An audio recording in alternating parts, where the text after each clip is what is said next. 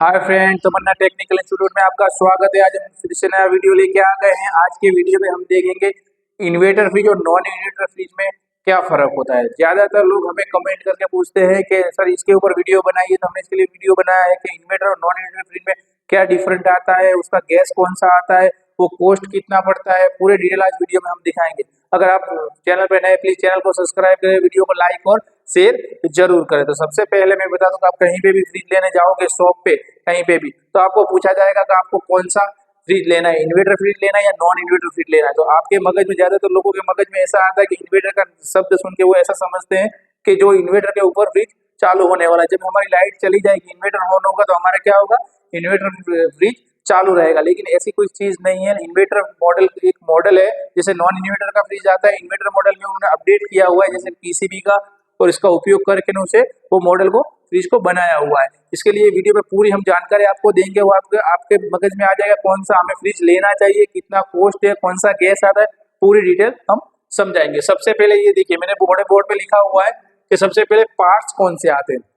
Inverter model को आपको पहचानना है कि ये इन्वर्टर है कि नॉन इन्वर्टर है। ज्यादातर लोग का जैसे तो फ्रिज के ऊपर फ्रंट में लिखा हुआ होता है कि इन्वर्टर मॉडल है, नॉन इन्वर्टर मॉडल है, लेकिन आप पार्ट्स देख के भी आपको पता चल जाएगा। सबसे पहले आपको करना क्या है, समझिए कि पार्ट्स कौन से आते हैं। जो नॉन इन्वर्टर मॉडल होता है उसमें क्या होता है, उसमें कहने का मतलब रिले से कंप्रेसर स्टार्ट होता है।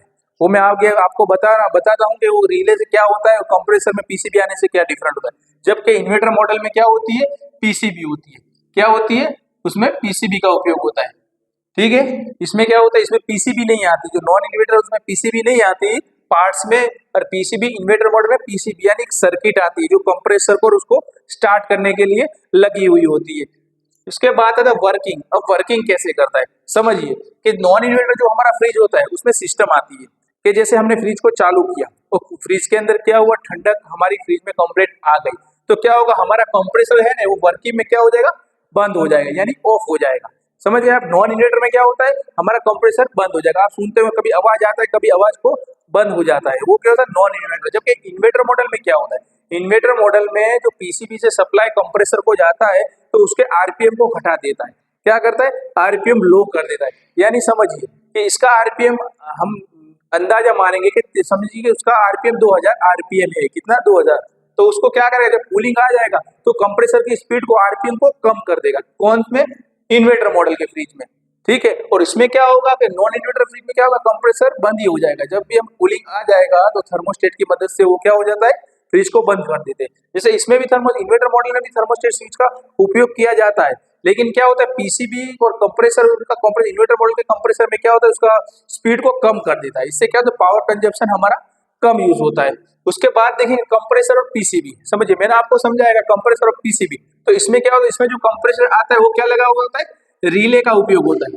कौन सी चीज का उपयोग होता है, रिले से हमारा कंप्रेसर स्टार्ट होता है। जबकि नॉन इन्वर्टर में कंप्रेसर में रिले लगी हुई थी, और इन्वर्टर मॉडल में क्या होता है, इन्वर्टर मॉडल में हमारे पीसीबी से पूरी सिस्टम को वर्क करता है। जैसे कि हम शुरुआत में हम चालू करेंगे, जैसे आपके पास घर पे नॉन इन्वर्टर आप स्विच फाड़ोगे तुरंत स्टार्ट हो जाएगा, कंप्रेसर का आवाज आने लगेगा। जबकि इन्वर्टर मॉडल में ऐसा नहीं होता। अगर आप स्विच पाड़ते हो तो इसमें क्या होगा, लैंप ऑन हो जाएगा।